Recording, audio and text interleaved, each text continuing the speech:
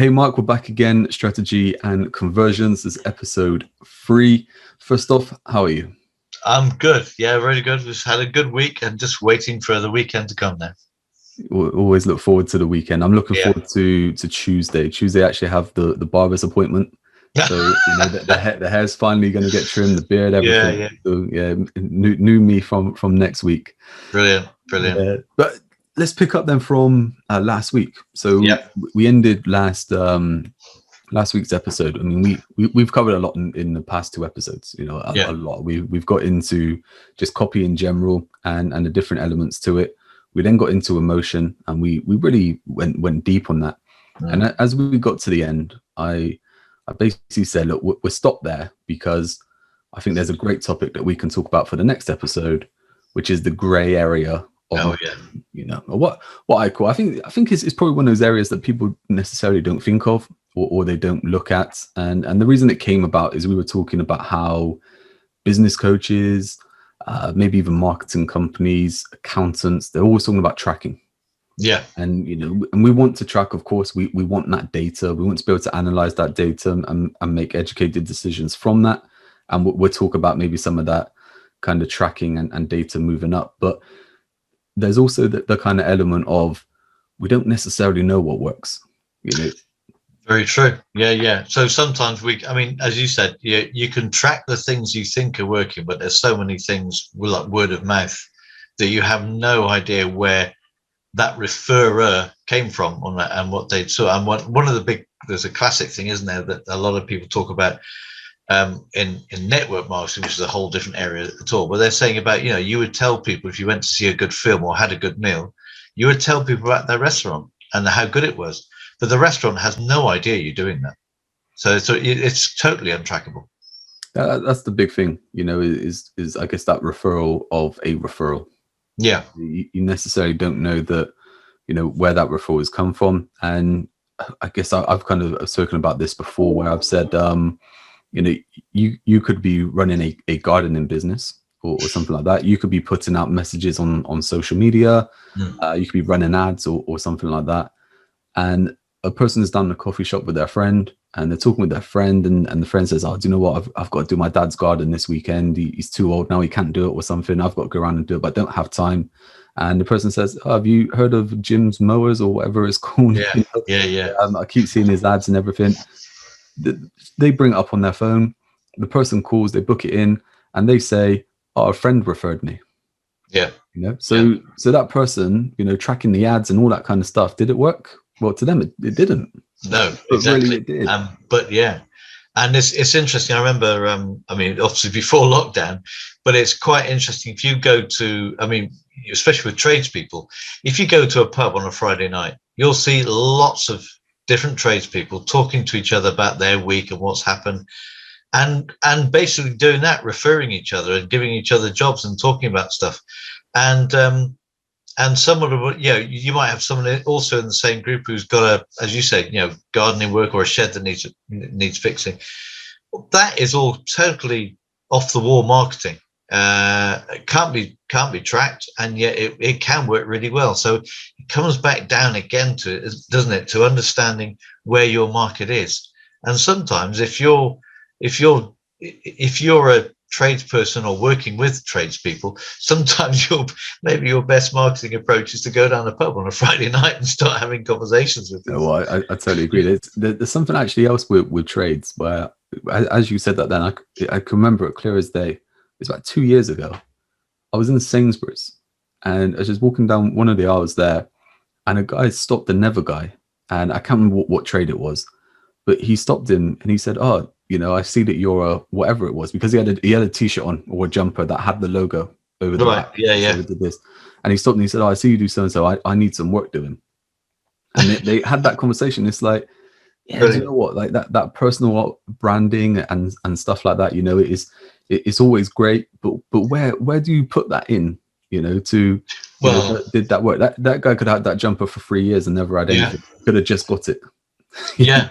And I know that's a big thing nowadays. And there's a lot more companies are realizing that kind of personal branding is really beginning to work. I mean, you saw the stuff with all the PPC stuff that is now branded as well.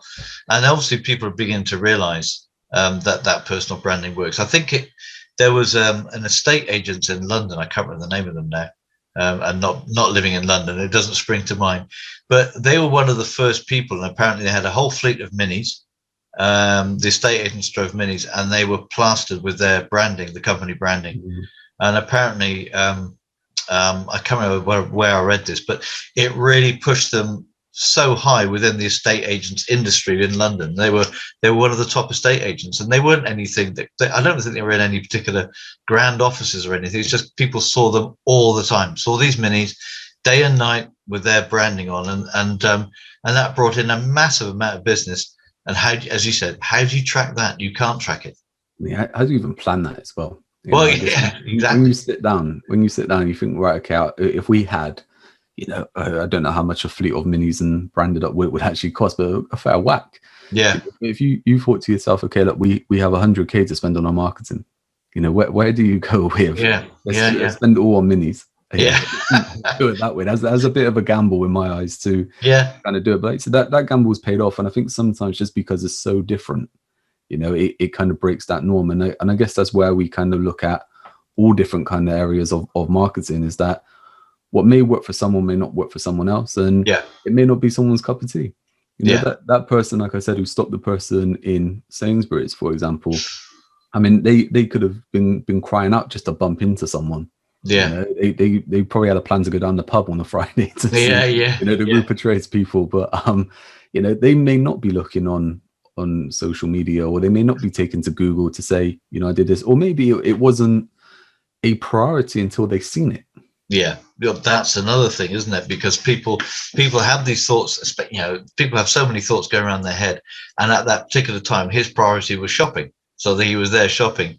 And it sparked something. He saw this guy, saw the brand, and thought, "Ooh, I'll have a conversation." I guess that's the same thing as you're talking about with the minis. That actually it's just front of mind. So people keep seeing it, and maybe there's that kind of element to that of not so much pulling the wool over people's eyes. I'm not sure the word I'm trying to think here, but just because they kind of roll out with, you see us everywhere, people automatically think, well, they're the people to go to. Yeah. Yes, I think that's a huge thing in that, because people. I think that the whole front of mind thing is far more underestimated than we realize. I think is when someone. This goes back to visibility strategies again with writing, visibility strategies of people on LinkedIn or social media, but again on the street and postcards through the letterbox, is when they keep seeing something time and time again. There's definitely an element that starts to filter into the mind, and people remember those cards, or they remember those things they keep seeing.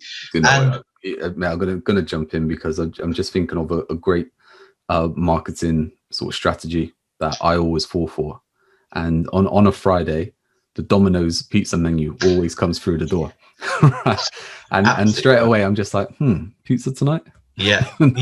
Well, maybe I wasn't thinking of that before, Yeah, and exactly, perfectly timed. They know their customers. They know that people on a Friday just think, put their feet up, watch a bit of telly, maybe. Oh, and the last thing they really want to do is cook a meal, maybe.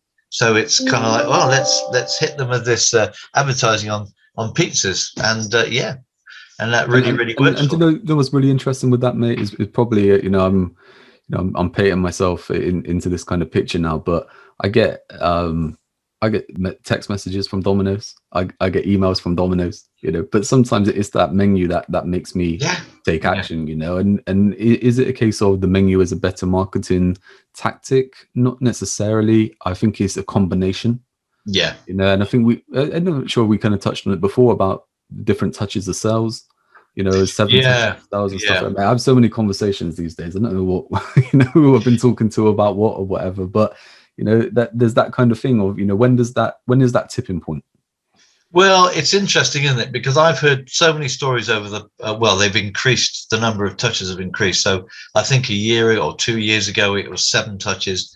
Then it went up to 17, and people say, oh, you've got to have 27 touches. 77, before someone will buy. And that is so arbitrary, that yeah, I totally understand that the more people that see your copy, the more, or see your content, whatever it is, wherever it is, even if it's a phone number on a van, a carpenter's van or something, the more people see that stuff around, they'll buy. But for example, I had a lady who called me 2 days ago.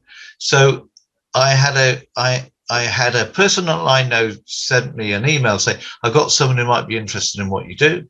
And I said, fine, yeah, let's connect together. So she sent an email and connecting us both together. So that's the first touch. I had a phone call with her 2 days ago. That's the second touch. And now she's bought off me. Now, that's only 3 touches. Yeah. So, that just throws the whole, that whole idea of 27 touches out the window. So it's a very general, you can't rely on that. It's a very general thing. But I don't know. I'm lucky because obviously this other lady might have seen seen the stuff I write out quite a bit. But I didn't know this. Beginning of the week, I didn't even know this lady existed, and let alone get any business from her. So it's really weird how it can work. It's interesting. I guess like we always kind of say with marketing, I think so many times people kind of look at marketing as just straight up advertising, as we do something expecting to get something in return. And when what we're doing with marketing really is we're opening up a channel that if someone is interested, they can come to us. We're in effect putting the ball in their court to make the decision. And are they ready to make the decision right now? Are they ready to make the decision after, like you said, 17 touches? And it's like maybe they're not ready to make the decision themselves. Maybe they're just recommending to someone else, and I guess it's just different kind of strategies that you play of nurturing and educating and stuff like that. And I guess maybe just to just in case anybody watching or listening, they're just like, what are you talking about with 7 touches of sales and stuff like that? I mean, just to recap, I think this comes back from the whole kind of maybe like the kind of 80s and 90s kind of salespeople. I say salesmen because I think there's more salesmen than women and stuff like that at the time. But they're the kind of people who were cold call. They would just be cold calling people, do you want to buy this? Do you want to buy that? And after 7, 8, 9 touches or whatever it is, or 7 calls, finally goes, right, what is it you're selling? That's right. I'm open to having a conversation now. I mean, some of these guys were good, I mean, by the time it gets to the 7th call, they know all the kids' names, the dogs, the new dog and the new car and everything. They're really good before they get into it. But I guess what happened, like you said, where that increases, I think that probably has just increased over time with technology and the different distribution channels that have opened up, social media and stuff like that, that we see so much information that all these kind of messages are pumping to us that sometimes it takes 17 touches of sales rather than 7. Very much. And you think about you think about the different, as you said, the different channels. I mean, you've got obviously the classic social medias, Facebook and LinkedIn and Instagram. Pinterest is one, I guess, as well. Now you've got WhatsApp and you've got Messenger. It's phenomenal the amount of ways people. The amount of ways that people can actually make a contact with you is staggering nowadays. There's the whole kind of like memes and stuff like that go about now. So someone's looking at a phone and they're just like, why are you trying to call me? It's 2021. Like we've got messages and FaceTime and all this kind of stuff. Like, it is crazy. But I guess the flip side of it, like you said, is this lady was a phone call and she's kind of buying from you, 3 touches of sales. And I guess to kind of flip it on its head of the 7 touches is that, you may only need 1 touch. And the way I've always kind of mentioned this is that if you break your leg, for example, you're looking to get to the hospital. You want a doctor to fix it. You're not interested in reading an ebook about it. Absolutely. You just want a solution to your problem. And I guess that's what I come back to, putting it in the person's court. It's whenever they want that solution to their problem that they can take that next step to come in. Yeah, and like your guy, the guy you saw in Sainsbury's, it was just happened to be front of mind at that particular second. He saw something and he acted immediately. Now, so it was kind of at the right time, the right place, and he was in the right frame of mind. And that is so difficult to try and manufacture. So you have to just be putting stuff out there and creating visibility and educating people, because you never know where that message is going to hit home. and what business is going to come from it. So yeah, you can't, it's very difficult. Sometimes you can't discount all the different channels to use for marketing, but you have to kind of draw a line. But it's visibility and consistency really is where marketing really works. Exactly. I think one of the words that you mentioned then was manufacturing, and I think that this is where a lot of people in marketing make a mistake, is they try to manufacture a sales funnel, and what they look at is, right, okay, this person is going to see me post or talk about something on LinkedIn. I'm then going to give away 10 tips on something. I'm then going to give them, something else. And then I'm going to ask them to buy a little course or a little ebook or something like that. And then I want them to have a one-to-one with me or get into group coaching and all this kind of stuff. And there may be different layers. And what we're trying to do is take people through different stages and all this kind of stuff. But there will be people who just want that solution right now. They want your one-to-one coaching or your group coaching or your elite program.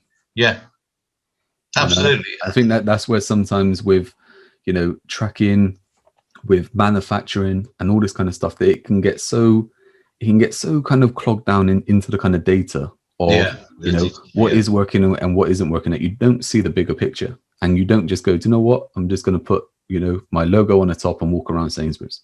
Yeah, exactly. Who knows who knows what works, and that's the again, coming back to marketing, isn't it, is that sometimes we own, there's certain things that don't work and will never work, but we'll never find it until we try it. So there is an element of marketing which is a bit of, which is the trial and error, and a lot of people might think, oh yeah, but that's going to be wasting time and money, but it isn't, because what you're doing is just you're eliminating the channels that don't work.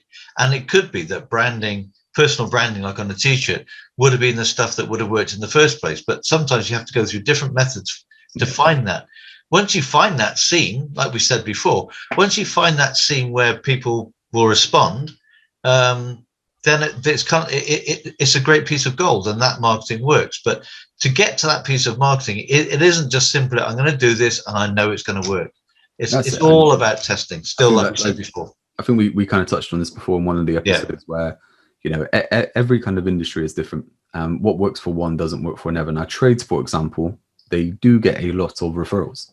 Yeah. Probably if you take, I guess, reckon 80% of trades, all their business is referral based. Yeah. They're always busy, whether they're sole traders or in a small team, they're always busy. And that kind of tactic of someone stopping someone and saying, oh, I see you are, and again, I can't remember what it was, but just say it was an electrician. I see you're an electrician. I've been needing this done for quite some time.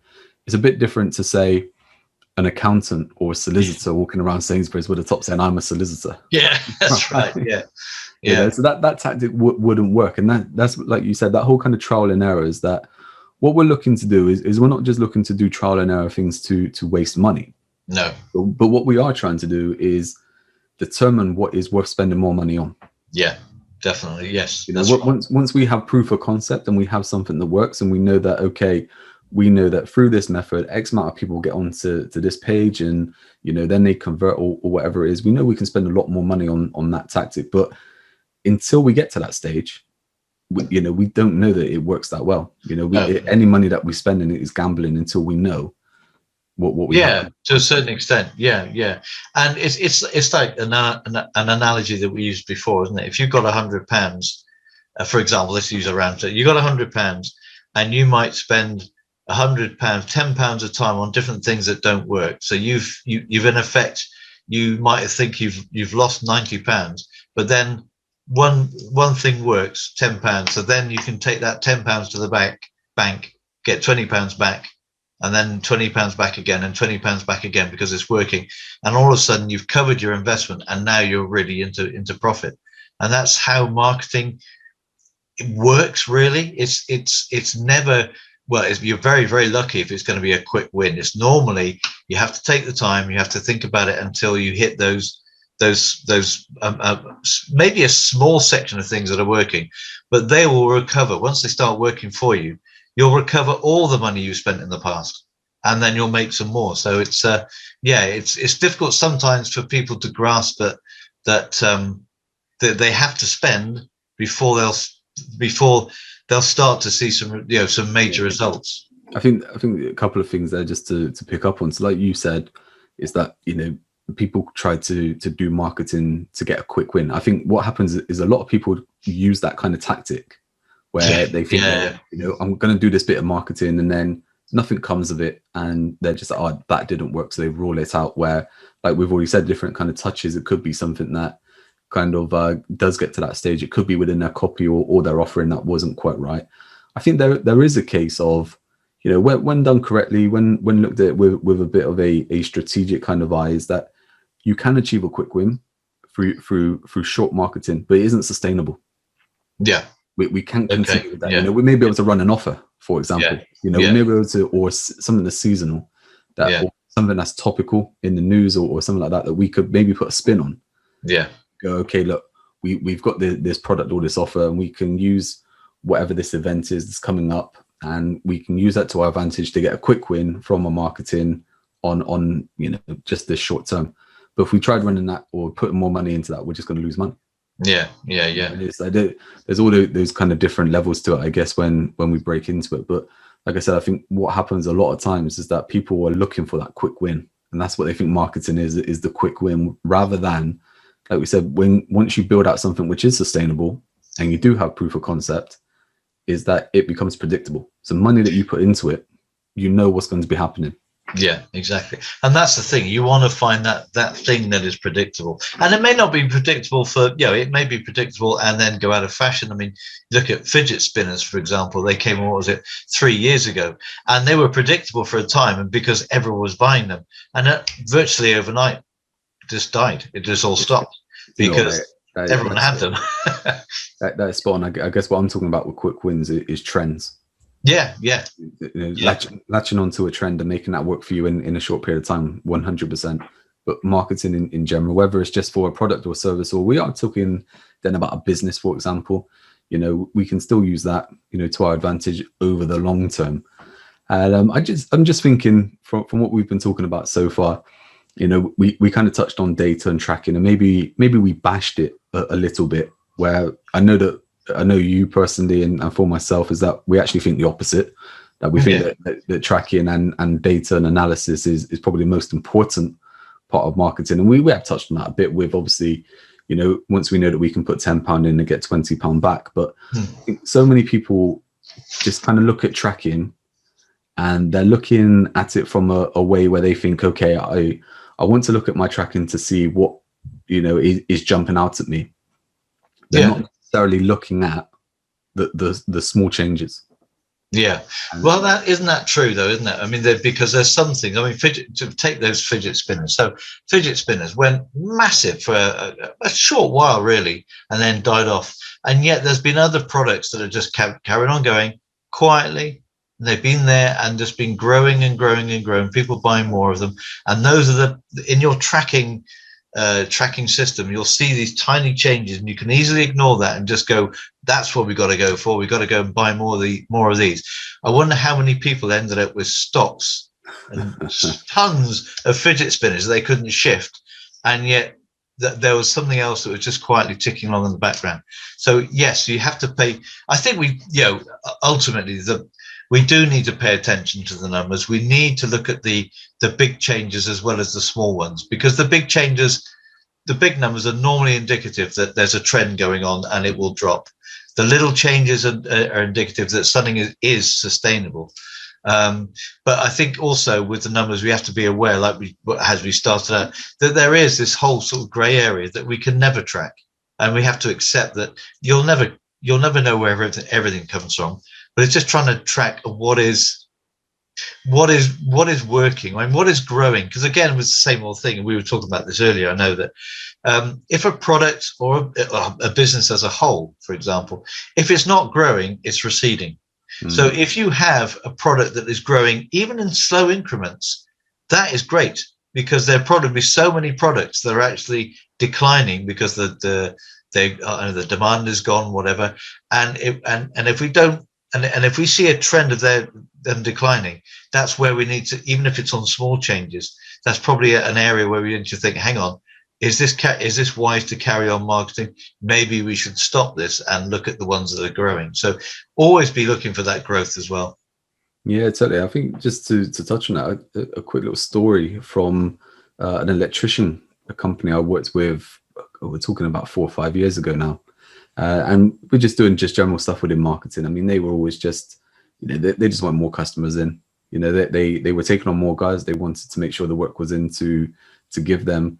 So we're putting stuff out and on social media. And do you know what? Trades are probably still that one kind of industry that that you can pump stuff out on social media and they will get inquiries. And what happened like back in sort of 4 or 5 years ago is that I could almost guarantee that anyone and any trade we worked with a Facebook page, we would be getting leads almost every day. It was a gold rush at that time. And just through putting stuff out on social media, we obviously started to do a bit of a showcase on the range of work that they completed, and we're talking with them and doing a bit of a deep dive and a fact find on all the different things that they did. Security devices were one of them, so alarms and CCTV and stuff like that, but they never really told anyone that they did it. If someone asked them, if someone was talking with them, they said, "Oh, I need an alarm." It's like, yeah, we could do that. But they never really told anyone. So when we put stuff out on social media, we started to see that, hang on, the security stuff was getting more engagement. Right. So whether that was likes or someone commenting, "Oh, I need this." It was just, when we looked at that data, it's just like, actually, there's something here. Yeah. So we were able to build more content then around it. And then we could see that was working, and we started to build out then a page onto their website, and we started to drive more traffic to it. And I think about 18 months later, security contributed to 30% of their turnover. Wow. And it was like, they never even mentioned it, unless someone asked, but all that came from was looking at the data. Just looking at the data. Yeah. That's right. No, it's it's crucial to look at the slow movers. I helped someone who had an Amazon business about 2 years ago, and it was the same thing then. You had the really high movers, the very trending. Well, you had a lot of Christmas stuff that moved at Christmas, and the trending stuff, but it was the slow moving stuff. And so, what this particular buyer went into, they actually, again, it looked like they were leaving money on the table. But they actually ignored all the trend stuff completely and just looked at the slow burners that kept moving. And as far as I know, I haven't not in touch with them anymore. But as far as I know, that their Amazon business was just steadily growing and growing month on month. And that's the whole important thing. For the year that I was working with them, every month the sales had got better and better and better every month. Whereas the trending things were up, massive money made, then drop right down again. And so I think it is those little, you've got to keep those eye on those. Anything that's in growth is something worth paying attention to, even if the growth is small, because ultimately, as I said before, if it's not in growth, is it something you want to carry on working with? Because if it's declining, that could be could become a money pit. I guess, like, thinking of it in a way where, that kind of relates into other things as well. If we think of like investments, whether it be the stock market or something like that, is like compound interest, for example, wins over time. You can put something into a steady account that beats inflation. You're always going to be making more money. And the same with like you said, the stock market is, you could look at companies who are in steady growth over time. They're more secure and more stable than just a company that's come about and people are chucking money into it that may not be around next week. Yeah, definitely. There's a story, isn't there, of the compounding penny? Is it either kind of would you take £1 million now, or a penny that compounds every day for a year? And it's like, by the time you get to the year, it's more than double the million. Yeah, absolutely, yeah. And that to me is marketing. Yeah, it is. Yeah, you're looking at that's, and it will be slow growth to start with. I think there's a great piece in a book called The Slight Edge by Jeff Olson, and he says that there's two lines that run along on a kind of graph, and the two lines are growth and decline, and they will run almost parallel for a long, long time before you see any difference, and then all of a sudden they'll split, and the decline will decline rapidly, and the growth will grow rapidly. Again, the compound effect of just doing the same things every day that are working. And from the numbers that are working, the compound effect will kick in when all of a sudden that growth becomes really exponential. And it may have been just very slow and steady for the say first 2 years, but all of a sudden they'll hit that huge curve. So yeah, it's a good book to read, that one. The Slight Edge. I like it. I think I read it a long time ago, and then I read the Compound Effect. Yes, right. Yeah, Darren. I think I remember you saying that you prefer the Slight Edge. Yeah. The Compound Effect, but I can remember just the Compound Effect just blew my mind. Yeah. What was awesome, and what I took from that is I guess like we're saying is you can look at it in different just different areas of life. So just with like fitness and eating healthy and stuff, it's the same thing, just to start off with, if you're trying to do some running or some exercise, it's quite tough. Yeah. It is a bit grueling and a bit of it's a bit stressful to get things going, but after a bit of time, you're flying. Yeah, and it just is. And again, this comes back to, as we were saying on the marketing. It's every day. You're doing something every day. That's the whole point. You don't sort of have a week on and then take 3 weeks off. Just something every day. Going back to the marketing and the visibility, it's something that keeps you front of mind every day. And if it is wearing your branded workwear and you too every day, because you just don't know when all of a sudden it's going to. You're going to hit like that inquiry in Sainsbury's that may have led to something else. Yeah, exactly. That guy may then have gone on to say, "Oh, I just worked with such and such an electrician, really good," and then there's a referral. You never know how big a scene of gold, if you like, that's going to be. So I love that, mate. It's just so many things kind of falling in place right now. But I listened to a podcast as a guy, I think it's the States, it might even be Canada. I'm going to hash this completely, but called Ed Millett, and he's got this thing called Max Out. So max out in business, max out in life, and all this kind of stuff. And his podcast I listened to this morning from this week is with a UFC fighter, and I can't think what the guy's name is, but he's decent. He's quite high up, and he's just talking to him about how you get to a certain level, and then how do you stay motivated, or you keep training to become better? And he said what happens like for everything in life is that people look at perfection, and then they can't achieve perfection, so they get put off. Okay, but if you look at it as success, well, you can actually progress towards your success quite slowly, as slowly as you want. 1% a day, can just can get you to that, move you forward with success. So even that 1%, that small little increase is still successful. And that's the same with your marketing.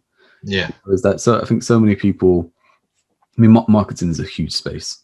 Right? It is. And time is always your friend and stuff like that. But I think people get so put off with it, where it's just like, well, do you know what? If you start doing things that you can start building up, then for it to add momentum and carry on through. But I think one of the big things that we've kind of touched on and not really dived into with some of the copy and stuff like that is, I think sometimes with marketing, some people are always kind of trying to rush things to get something out. So whether it's just the case of, I need to put something on LinkedIn, what can I put on? I'll do something and I'll put that out, rather than taking the time to build something which is an asset, something that can work for them long term.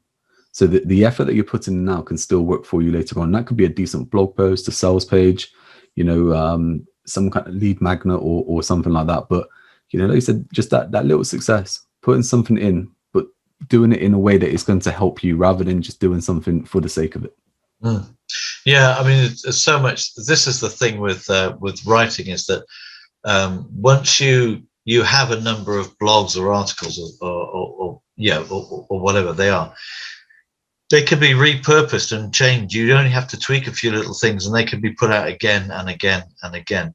And interesting talk about LinkedIn as well, is that we're talking about keeping front of mind and keeping in time. Doesn't mean to say, for example, you have to be writing something new on LinkedIn every day, because that can become quite hard work. I mean, I've done it for a long time, and it does become hard work. But I write all day, so that's fine. I do that, but a lot of people get put off by it. But all you have to do on LinkedIn is just show up and even start commenting on other people's posts, just making sure that people see your name. It doesn't have to be that, oh, this person has put out another great piece of content. Yeah, you do that every now and then, but there's sometimes it's just being there, being contributing, right? Contributing, getting involved, making conversation. Because I mean, anything. There's a great. I don't even know who it came from, but such a great phrase is that sales are conversations. That's all they are. They are just conversations, constant conversations. The more you have, the easier the sale will become, because eventually it comes down to say, well, would you like to work together? Yeah, I'd love to. And that comes from multiple conversations, but those are conversations with different people. So they see they see your face constantly thinking, wow, he's around all the time. You're not necessarily around all the time. You may be just going in for 5 or 10 minutes and commenting on a few people's posts, but the perception is that you're around all the time, and that you must be really good because you have something to say. And people, that's a perception you can sow, if you like, without too much effort. You know what, mate? I think it's great. There's a guy on LinkedIn. I saw his post yesterday, and I commented on it. I think I even shared it just because I'm like, this is spot on. And it talked about the kind of unofficial LinkedIn rule that you have to sort of what's the word I'm looking for, like confine to a certain way of being on LinkedIn, that you have to be professional and all this kind of stuff. Yeah. And he's there and he's putting out kind of like random videos, of him and all kind of flashy stuff in the background. There's a picture of him as the Tiger King, and stuff like this. And it's like, all this stuff shouldn't have worked, but it did. Okay, yeah. Like, my kind of comment was like, and I think there was a question there that says, what do you do on LinkedIn that you say shouldn't do? And I commented on it where I just said, I totally agree with this. The stuff that I do, the stuff that works a lot is, me just being me. Yeah, I call people mate. Bristolian in me. I call people mate. I put emojis on, especially like the kind of like the muscle one, like the bicep. I put that on a lot when someone's done something well, and just talking about random things that are not my expertise, but just talking about random stuff, and it works. And my whole big thing was that you just have to be you. You have to be you. I think, and this buy from people, right? Exactly. I was going to say that you hit that on the head, because they do. People don't buy from businesses and business names. They ultimately buy from people. So this is where, social media, writing. This is where I say the writing should be like a conversation you're having with someone across the table. If you're trying to write for, say, for example, I'm trying to write for an audience of 50 people, the writing will be diluted. It won't appeal. I may appeal to. No, I probably wouldn't appeal very well to any of them, because everybody comes with different backgrounds. But if I'm writing to somebody that I know really, really well, and I've got my little avatar for this particular service, and I'm writing to him as if I'm having a conversation with them, then he's going to pay attention. And it's like we're talking in a room. And that's the whole point about it, again, coming back to the thing. They're just conversations. If you try to be someone you're not, it won't take long before your prospect reads through what you're writing or reads through you and think, really? Because they are discerning. They understand. They're not, they're sophisticated now. So you need to just be yourself, and again, this comes to another point about a lot of marketing is people trying to say, well, I want everybody to like me, but they won't. They won't buy. No, not everyone will buy your. In fact, if everybody in the world bought your product, you probably wouldn't be able to fulfill it anyway. So why are you trying to go for everybody? I was just about to say it's a good problem to have, but still a problem. Yeah, it's still a problem. You won't do it. So this when people, it's interesting because on some of the training I do, I speak exactly this to some people, and they say, well, if I'm writing to one person, am I not putting everyone else off? And I said, no, people will still read it. But I make the point that if you wrote to 10 people in a day and 10 people wanted your service in a day, every day, that's a problem. That's unsustainable. You're just going to crash and burn because you won't be able to deliver it. So there's two things there. I think that you think it was like what you just said there is spot on. I say the same, where people say, will I not put someone off? And I say we live in a time now where if we see something that, don't get me wrong, if it's political or something like that and we don't agree with it, there's lots of people who jump on. But just the general kind of marketing message, if we see something that isn't for us, we don't pay attention to it. We just pay attention when something is for us. Well, maybe 30 years ago or something like that, if a brand put out something that, wasn't for us, we could turn against it slightly. I'm saying we, I mean, I would have been a whippersnapper then, but it's like going back then, and the whole kind of Mad Men stuff of, different kind of advertising campaigns and stuff like that, if you're talking to kind of maybe two different kind of avatars or something like that, you are causing confusion. Whereas now, and I can't remember if we've used it on this, these calls before, but I'd take Nike, for example, is that, they have golfing shoes, but they also have the trainers that the youths wear in the street. Right? Yeah. And the youth isn't put off by the middle-aged man or woman. No, of course not. That's right. Yeah. But miles back, years ago, maybe, it wouldn't have kind of come through that way. But like you said there, is that, it's individual conversations, is that your marketing is actually hitting that one person. And we've said it before with video and stuff. Who's watching the video? Well, it's actually only one person. You could be in a room, and even, I guess, even if you're, say, on stage or something like that, and you're speaking, or, if you went networking, for example, whether that's in person or online, is that you're addressing the room, but really you're just speaking to one person. Yeah. That's interesting, because it's the art of public speaking. Now, if you go to any kind of training or anything about public speaking, they always say you make eye contact with one person at a time. You might have a whole room, you might have 200 people, and you might be looking at different people at different times. But at that one time you're saying something, you're looking somebody, not a general looking around. You're looking at somebody in the eye, and they say that, make eye contact and keep talking to that person for maybe 5-10 seconds, and then you move on. But the point is that person then feels brilliant because you're talking to them directly. You're not just addressing a room. Do you know what's awesome with that, Miz? I think that there, it kind of sums up marketing, which is today, is that you can communicate with everyone, but you need those little messages to have that conversation with someone. Yeah.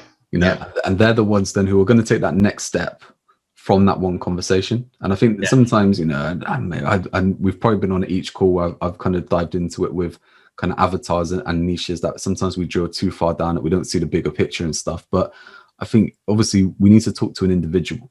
Yeah. When we have a product or a service, that is what we're marketing.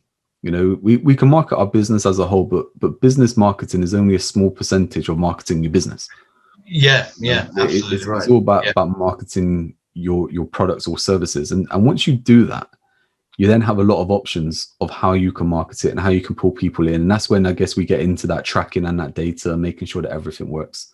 And I think that's probably a good episode to do next, actually, is we get into your product or service and how you market that product or service. Yeah, that sounds good. Yeah. And make it there. So we already know what the next episode is going to be. So that's always good. You know? But I think we've covered so much. I know. We just keep rambling and carrying on. But I guess is there anything from what we've kind of said? I mean, I usually ask you if there's anything else to add, but how about we kind of change it and just say to kind of summarize, all the kind of stuff we've been through today. What do you think is maybe that one thing that someone needs to remember or think about? Wow. Okay. I'll put you on the spot a bit there, right? I guess maybe I'll put it back to me then. I guess me going through it, I think that the big thing for me is that you have to look at the bigger picture. Yeah. But you have to see the small movements going on. Yeah, I think that sums up perfectly, actually. Yeah, it's like you've said before, tracking those small movements, paying attention to the small movements. But the bigger picture is remembering that we can't track everything. Mm-hmm. And that, there's going to be so much stuff going on behind the scenes that we may never know. We may never know how far, but you could have referrals that go 6 referrals deep, and then somebody will contact you. You have no idea where they've come from, but it's just been there as a referral to a referral. I was just thinking of something then, mate. Do you know what? I mean, this is the best way to kind of sum it up, right? Is that we're just having this conversation. Someone could be listening to this anywhere in the world. Yeah. And they could look at something that we've mentioned and they could put it into their business, and that could have a massive change. Yeah. And we would never know about it. We would never know, but that's great. But isn't that great? The amazing. We could potentially make such a change to to help them to grow. And then that's great. That's if I can if that works, yeah, that's fine. Works. And I guess, mate, summing that up as marketing is, you know, I say marketing, but just the stuff that you're doing is sometimes people are always looking at what is that result or that instant result. It's like sometimes you don't know. Sometimes you just have to do things to see what happens. Yeah, absolutely. That's a great part to leave it on, right? I think so. Let's leave it there. Man, I've had a blast. I can't wait until next time. Great. Okay. That's it, mate. Mate, it's always a pleasure. And as always, you know, the person, you know, we're going back to that one person that's listening or watching. Thank you. And we hope something can change your life. Yeah, indeed. Thank you very much. See you next time. Yeah. Cheers.